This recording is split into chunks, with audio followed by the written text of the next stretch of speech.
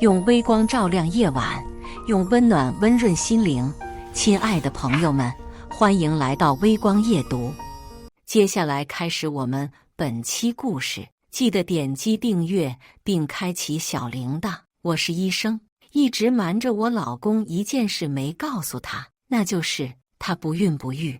为此我特意提出丁克，想顾全他的面子。可我没想到的是，他其实早就找好了下家，而可笑的是，那个下家居然怀了他的孩子。事情要从结婚纪念日说起，过几天就是我们的结婚纪念日，我准备给他一个惊喜。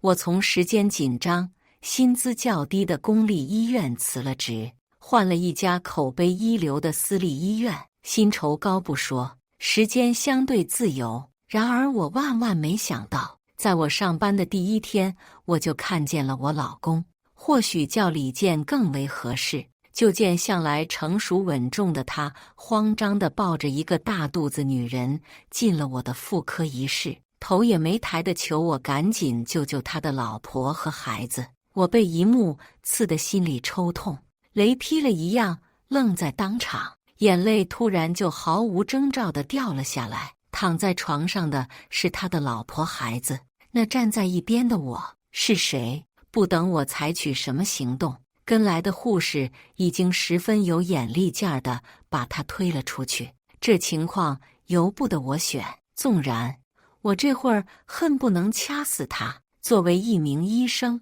我首先得救人。事情发生得太快，我的心情尚未平复，就不得不上前问诊。检查的时候，我手都是哆嗦的，不过也并没有影响什么。他这问题非常简单，羊水泄漏，8个月了还敢作死，真是不怕孩子死肚里呀！不过这谁知道呢？这对狗男女求着我都不惜地用我的专业去报复，半点都没挣扎。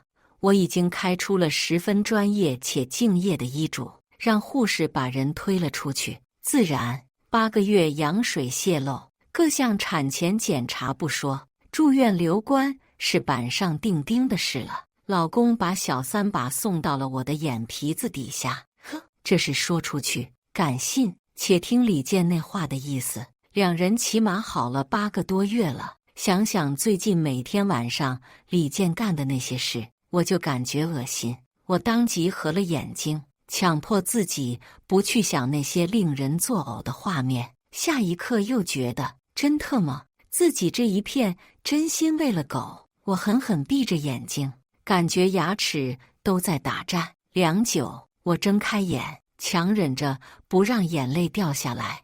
我恶狠狠地在心里告诫自己，李健不值得。然而8年的感情也不是说扔就能扔的，再加上他妈一直在催他要孩子，他压力也大。我私心想着，他要是承认错误，以后好好跟我过，我也不是不能出手结束这场闹剧，给他一个回头的机会。中午休息，我打听了那女人的病房，打算找李健摊牌。然而不等我推门，就听见屋里传来女人的质问声：李健，你什么时候离婚？你难道没听医生说吗？孩子随时都有可能出来，我怎么样都没关系，可是咱们孩子不能还没生下来就是个黑户啊！女人话音刚落，李健略焦急的声音便迫不及待响了起来：住口！这里是医院，你也不是街上的泼妇。似是觉得不妥，话一落下，又赶紧安抚：张帆那个人我了解，他就是受不了别人对他好，我越是对他好，他越是愧疚。到时候再让我妈用不能生孩子这事儿拿出来说项，他因为愧疚，就算不净身出户，也绝不会染指我这一份。不愧是我的枕边人，真是把我了解得透透的。原来他竟是打着这样的主意。屋子里，李健还在柔声细气地跟那女人说着什么，我却无心在听，强忍着冲进去把李健的脸打烂的冲动，转身急匆匆离开。这血淋淋的现实让我心里仅存的那一点侥幸彻底幻灭了。狠狠擦了一把脸上的泪。我心里暗暗发誓，一定要让这对狗男女付出惨重的代价。好在这一天下来也没出什么紧急病例。我在门诊不接手术，加上身为一个医生，心理素质过硬，虽然心情有所起伏，但也不至于影响工作。刚到家我就接到了李健的电话，说是事务所接了个紧急的案子，不能回家。好得很，我现在这个鬼样子的确不适合见这个狗男人。白天被忙碌工作压制的痛苦，在晚上一人的时候彻底反弹了回来。我一个人在这寂静的房子里放声大哭了一通。这就是成年人的悲哀，越长大越孤独。我没跟爸妈求助，徒惹他们伤心。好歹我也是快30的人了，离婚这事我能做主。再则，我心里清楚，一旦我离了婚，他们高兴还来不及。毕竟从一开始，我爸妈就没同意我跟李健的亲事，是我死乞白赖要嫁给他，我爸妈这才不得不同意。然而，伤心也是真的伤心。养了20多年的闺女，为了一个男人站在了他们的对立面上。这种情况我还尚未面对过，只是光想想我都能感觉到他们的心酸。但他们还是成全了我，成全了我可笑的爱情。结婚3年，婆婆催生了无数次，我和李健还是没有孩子。我以备孕为名去我所在的医院做了孕前体检。我才知道李健是非梗阻性无精子症，也就是先天不孕不育。换句话说，李健的身体无法产生精子，连试管婴儿也是做不了的。我又心疼又无奈，我太了解李健了，虽然从不在嘴上说，骨子里却是妥妥的大男子主义。当时我也是爱惨了他，没这事我爸妈尚且不乐意我嫁给他，一旦这事公之于众，可以想见我们的婚姻可能顷刻分崩离析。于是我借着医院工作的便利，自己伪造了2张证明。从那之后，我们依旧没有孩子，不过不孕不育的人成了我。李健他妈为这个骂了我多少次，经常挂在嘴边上的就是不下蛋的老母鸡。然而那时我有情饮水饱，从不肯将这些放在心上。我爸妈不忍我在婆家受委屈，掏出100万来给李健注资，做了律师事务所，这才让李健他妈暂时闭了嘴。倒是我万万没想到，我藏起一身锋芒，努力护住的男人，却亲手向我捅了刀子，好好哭了一通，仿佛哭尽了8年的委屈。让我没想到的是，从前对李健的维护，如今竟成了我手中报复的利刃。也不知该觉得可悲，还是该觉得庆幸。想了这许多，我的脑海里的计划也慢慢清晰起来了。是了，我还不至于圣母到这份上。从前不曾说的秘密，如今离婚之前就先让他妥妥地待在肚子里吧。收拾好心情，我就回了卧室，还不忘给自己做了套保养。毕竟我不想明天上班顶着2核桃眼。原以为会难过的睡不着觉，结果没失眠不说，一晚上连个梦都没做。第2天，我申请了个微信小号，并设置了朋友圈3天可见，随便转了几篇院里的宣传公众号，又换了封面和头像。趁着李健不在医院，我特地到秦运那边做了慰问，理由都是现成的，毕竟入院的时候他是我接待的。接下来的事就特别顺理成章。值得声明的是，我绝对没有害他的意思。事实上，我不仅不打算害他，更没打算害他的孩子。甚至于他身体一旦出现什么意外，我绝对会尽可能的保全他。不仅仅因为他是我跟李健离婚谈条件的王牌，更在于我对一个怀着孩子的孕妇当真下不了手。所以恶毒的事还是留给李健去做吧。不过他的朋友圈里并没有和李健的合照，不仅朋友圈没有，就连我几次暗示她拍，都被她以老公太丑含混过去了。纵观她的朋友圈，除了跟她弟弟的温馨日常，仿佛李健就没存在过。难道这是作为一个小三的自觉，亦或者说是作为一个小三的警惕性？骗照片的计划破产，我只得请了私家侦探调查。自然，李健不在的时候，我也会偷偷关注，因为秦韵表现得实在太干净了，而我清楚地知道，她肚子里的孩子并不是李健的，这就涉及到我计划的关键一环。专业的事交给专业的人做，我果断甩手交给了私家侦探。然而，一个偶然的机会，我竟然听见秦韵所在的病房里传来的吵架声。你到这儿来干什么？太冒险了！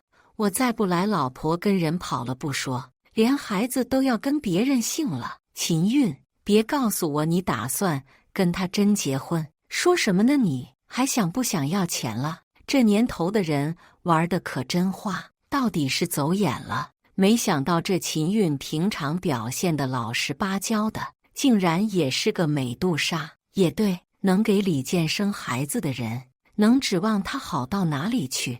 看到这里，我倒是有点放心了。便是我不出手，李健也好不到哪儿去啊。当然，我不可能真的什么都不做，起码要跟李健断干净不是？俗话说得好，不是一家人，不进一家门。现如今看起来，这秦韵倒是跟李健十分般配。从开始的愤怒生气，到如今知道李健头上也是青青草原，我倒是觉得他有点可怜了。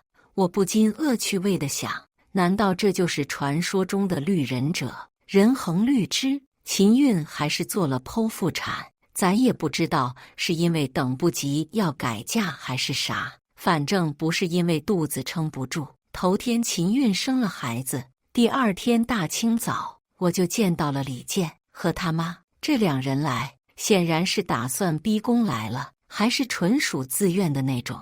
我顶着鸡窝头瞟了对面两张扑克脸一眼，就慵懒地瘫在了沙发上闭目养神。李健他妈屁股还没挨到沙发，就站起来指着我道：“看看，看看，李健，你看他这是什么态度？茶没有，水不端，连个妈都不喊。”我听着李健开口和稀泥，那边安抚了，又来提点我，连眼都没睁。自然，李健还是很有本事的。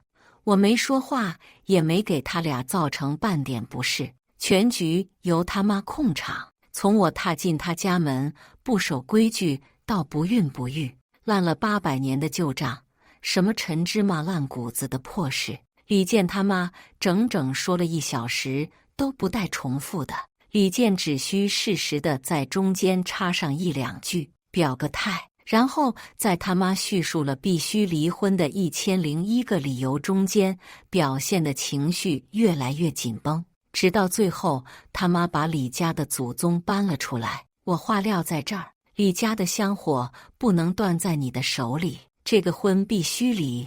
李健这才用沙哑疲惫的声音，无比沉痛地开口：“阿韵，我对不起你。”我扪心自问，我张韵到底何德何能，竟有劳李大律师给我连导带演的上了这么一出大戏。片刻后，我有了结论，大概率平常忍惯了，以至于李健觉得我是个大冤种，所以才这么肆无忌惮的吧。心里明明知道得很清楚，然而他说对不起的那一刻，我还是忍不住流了泪。8年的青春，女人到底有多少个8年？还是最美的8年？如今随着他一声对不起，多少恩情都尽数烟消云散了，剩下的只有债。我睁开眼，干脆道：“律师事务所开起来的时候，是我爸注的资100万，这5年单利息也有不少了，先还我爸120万不过分吧？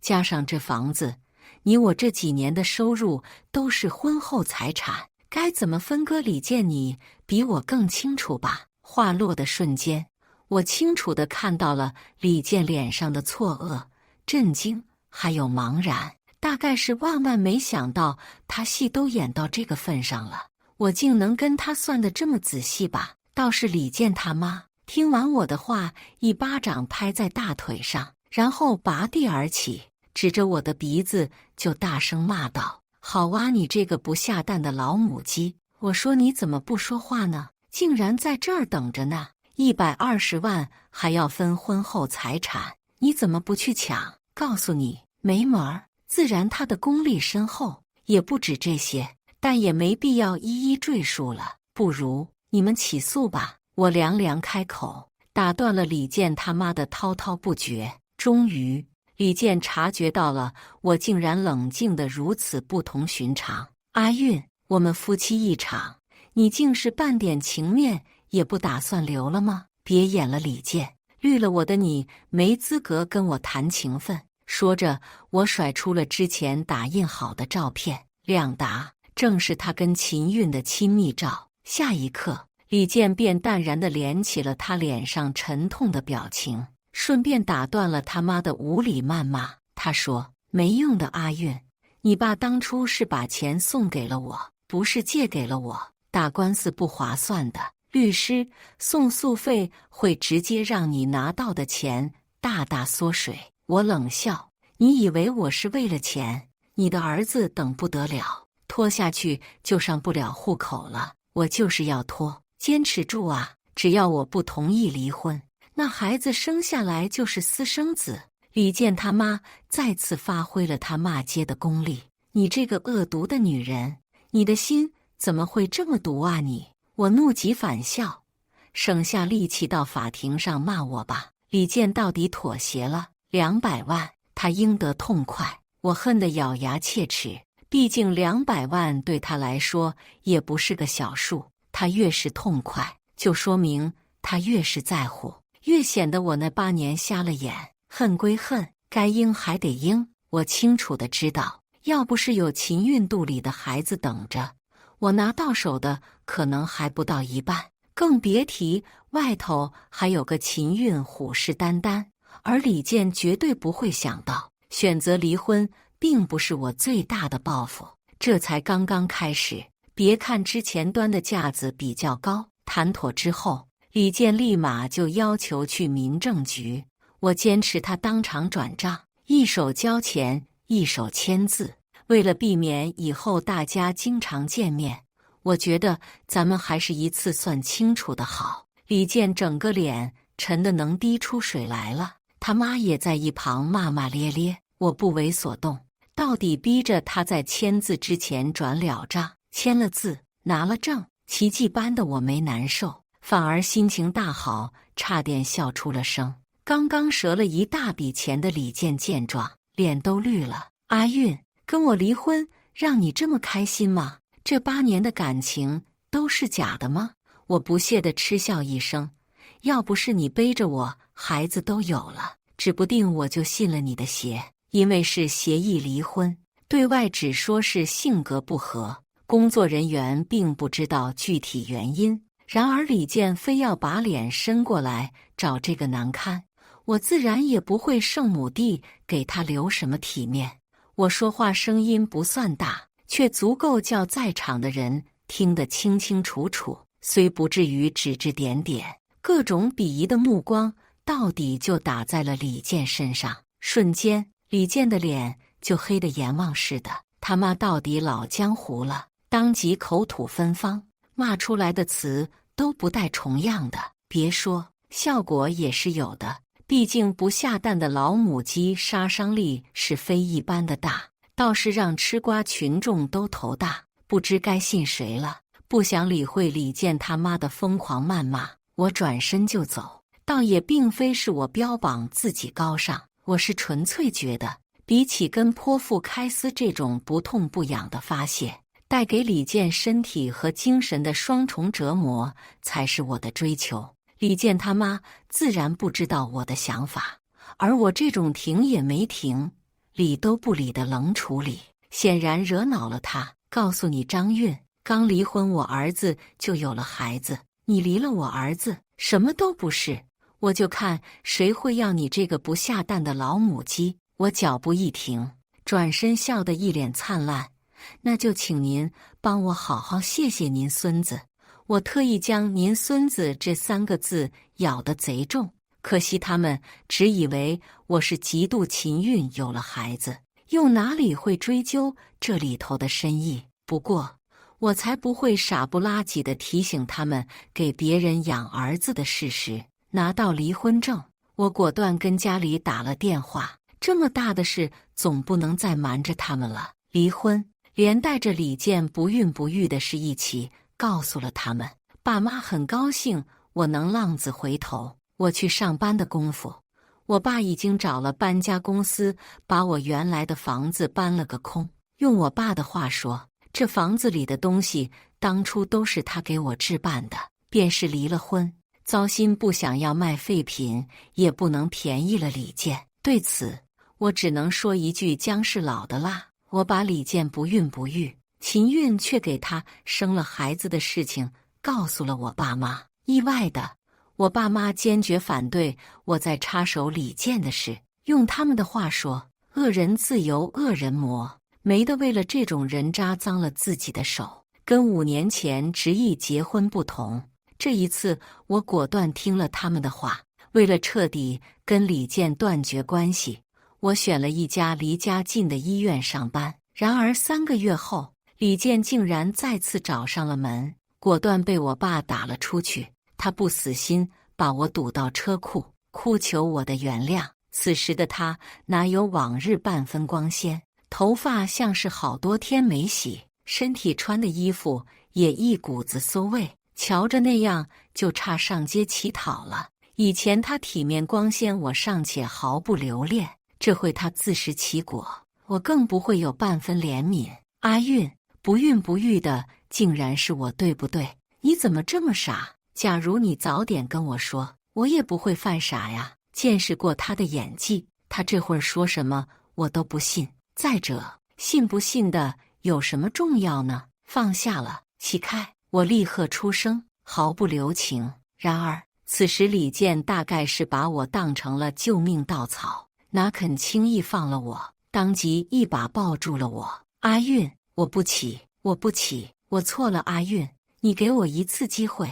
我剧烈挣扎了2下，他不肯松。这种铁壁一般的束缚感，加上车库阴暗，自带恐怖效果，那感觉岂止是头皮发麻。这情况，我瞬间联想起某些恐怖的片段，整个人直接都抖了个机灵。我怀疑眼前的李健情绪已经极度不稳定了，进而推测他是不是已经失去理智，忘记自己是个律师了。然而不管是啥情况，我就不信没有杀过人的律师。眼前这位遭逢巨变，会不会成为下一个杀人的律师还很难说。退一万步讲，我希望那个人他不是我，错的不是我。不管是李健还是秦韵，我都是受害者。我不想替别人的错误买单。当然，妄图跟疯子讲道理的是傻瓜。出于狗命的想法，我迅速稳住了情绪，佯装叹了口气。李健，我想我们应该谈谈，这里不是说话的地方。似是感觉到我放软了态度，他很是惊喜，这让他看到了希望。是了，谁会在看到希望的时候铤而走险呢？尤其是我，离婚还分到了200万，他当初事务所起步才多少？当真复合，这钱他拿去用，分分钟可助他东山再起啊！不过以他之前的人脉，为了100-200万发愁，感觉就有些不可思议。眨眼间我心思百转，李健也放开了我，只是他似乎猜出了些我的心思，死死跟着我，生怕我上车甩了他。我只得把他带到了一个中档餐厅，高档我怕他这情况去不成，低档着实在这会儿给不了我安全感，中档可能比较方便我脱身。李健，如果我记忆没出现混乱，你应该跟秦韵结婚了，你别跟我提他。他猛地抬起头来，像头狼崽子一样看着我，眸中满是恨意。然而他很快意识到自己是在餐厅，自觉收了声，那就是个骗子。他不仅骗了我的钱，骗了我的感情，他还败坏了我的名声。我蹙了蹙眉，什么意思？前面我勉强可以猜出一二，然而名声这玩意儿怎么败坏？曝光李健不孕不育，可他作为一个小三，还是怀着不知道谁孩子的小三，曝光这事又有什么好处呢？那根本不是我的孩子，他骗了我，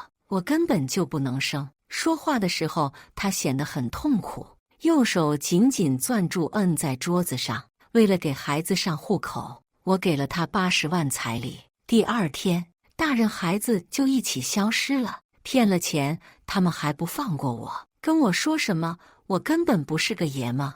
我一气之下做了体检，哈，好家伙，我才发现我竟然真有病。说着，他脸上竟然露出一抹病态的笑。那个女人连名字都是假的，找都不知道去哪里找。偌大的世界，随便她往哪个深山老林里一扎，我都找不到人。后边的事她没有说，反反复复就一句她毁了我的事业。我料想她没说出口的必是不得了的大事，极有可能就是她之所以失魂落魄的根本原因。毕竟钱没了也不是不能再挣，她一身本事也不是白练的。不过看她这个疯样子，咱也不敢说，咱也不敢问。后边他说的尽是些没营养的求复合，我自然不会答应他。当然，我也不敢走。以我之前对他的了解，他真的挺不正常。起码我从来没见过他这么丧心病狂的样子。趁他不注意，我给服务员递了求报警的纸条。没办法，这里虽然离家不远，然而我不能把这疯子带到家人身边。可惜的是，那服务员就没能领会我的意图。许是李健长得还算人模狗样，一时半会儿的就没人当他是坏人。显然追究这个问题没有什么意义。我又设法给家里人录了几段语音发过去，希望他们能了解到我的情况，报个警。然而我运气不大好，好久了，我爸妈竟然也没有看见。我想偷偷结账离开，不料他紧跟其后，亦步亦趋。这情况，我更不敢离开餐厅，只能拿了瓶酒，再次返回了座位。正无计可施，突然有个声音传来，宛如天籁：“韵韵，这位是谁？不介绍下吗？”我抬头就看见了我徒弟，科室里来的新人，平常没大没小的，韵韵就是昵称，这会儿倒是方便我了。借着这个机会，我立马站起来，拥住他，实则在他背后拧了一把。“亲爱的，给你介绍一下，这是我前夫，久仰久仰，律师是吧？”“大爷，不是我说，这怎么着也是个爷们吧？纠缠前妻，放哪儿也说不过去啊！就这个，竟然还是个律师。”我生怕给他惹麻烦，连他名字都没提，这就把人给对了。还大爷可真敢，更别提这里正不孕不育呢。他那头就说什么爷们，可真是戳李健肺管子上了。挺勇，初生牛犊不怕虎的那种勇。不好意思啊，小孩子不懂事，我们这就走。连忙赔了个笑，我拉着徒弟就往外走。怎料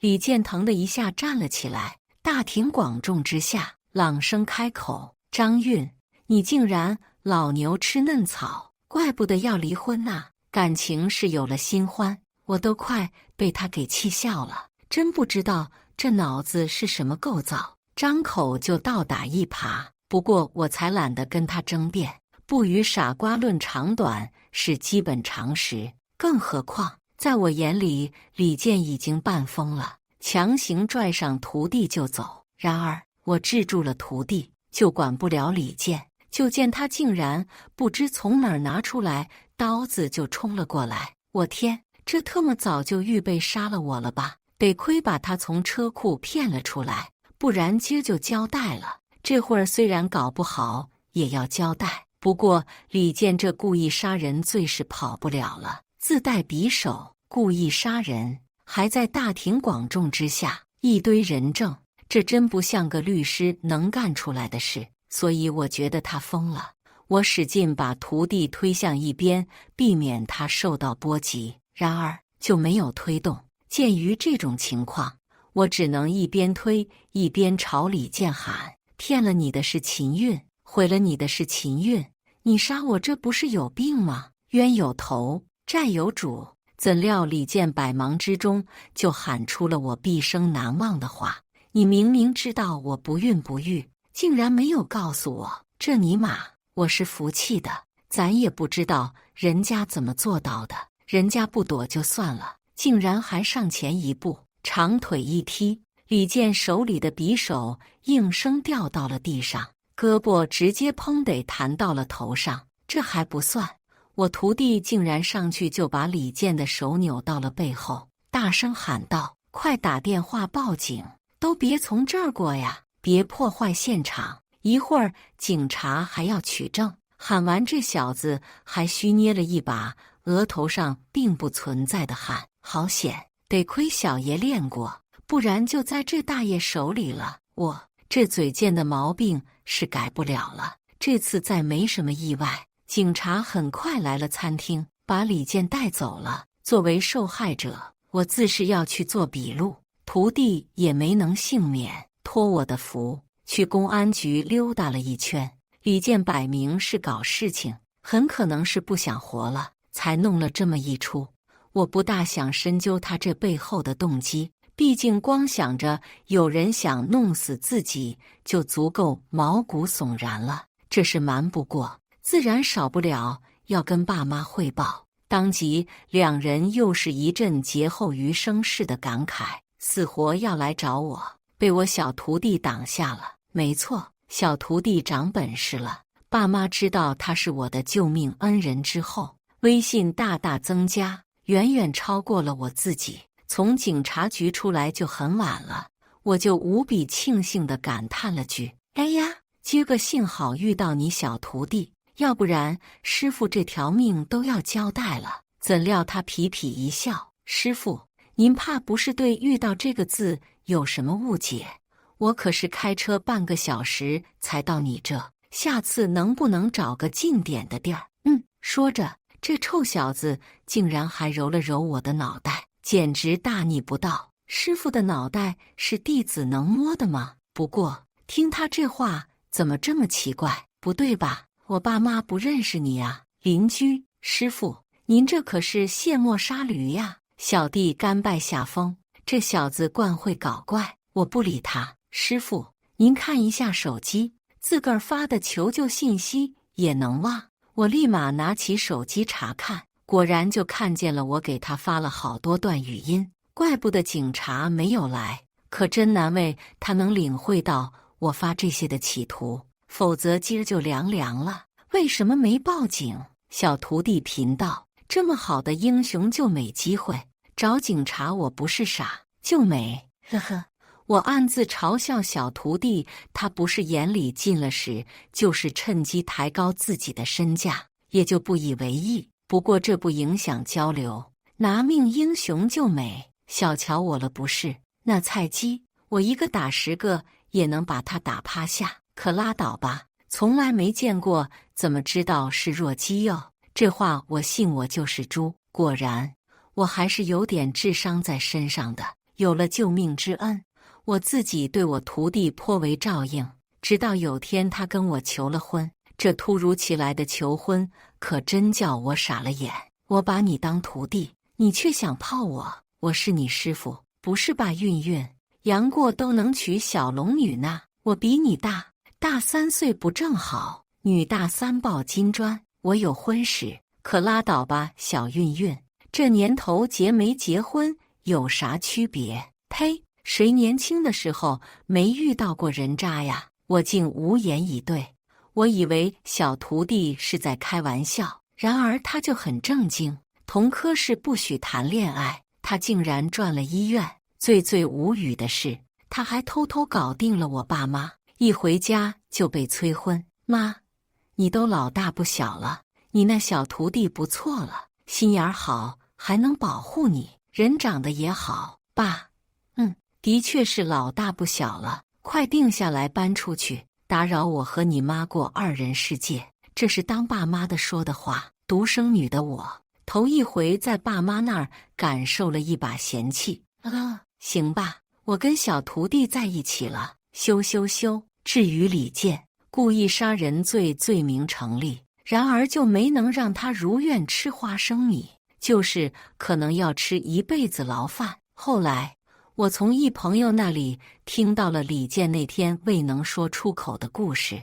秦韵原名并不叫秦韵，她是一名受害者，她妈妈被人撞成了高位截瘫，然而肇事司机竟然用钱脱罪。李健就是肇事司机的律师，秦韵从李健这里拿到了证据，在拿到钱后将这件事的原委网爆出来，彻底毁了李健的事业。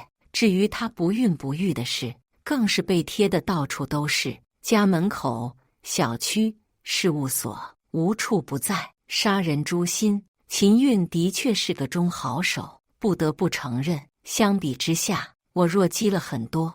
我私心不大愿意承认自己弱鸡，感觉这可能跟受到的伤害程度有关。当然还多亏有明智的爸妈。李健口中的坏了名声，不仅仅是他不孕不育的事被广为人知，更是因为利欲熏心、颠倒黑白，致使职业生涯被毁。后来我竟然收到了秦韵的道歉信，就挺意外的。其实对于这件事，我早已经释怀。抛开秦韵小三的身份，叫我伤痛欲绝。后来跟李健分开，未尝不是一件好事，更别提我还找到了自己的幸福。终归是应了那句老话，留不住的都不是自己的。我同情秦韵的遭遇，也不知道异地而处，我会不会做出同样的选择。事情发展到这里，我也只能说一句世事弄人，只是跟秦韵做朋友也是不可能的。还好小徒弟在我身边，我们结了婚，还有了一个可爱的宝宝。以前做梦都不敢想的事，竟然成了现实。果然，老天爷心里有杆秤吗？感谢大家的观看，欢迎大家在下方评论区讨论。如果你喜欢这类故事，记得点击订阅微光夜读，并分享给更多的人，这会对我帮助很大。再次感谢大家的观看。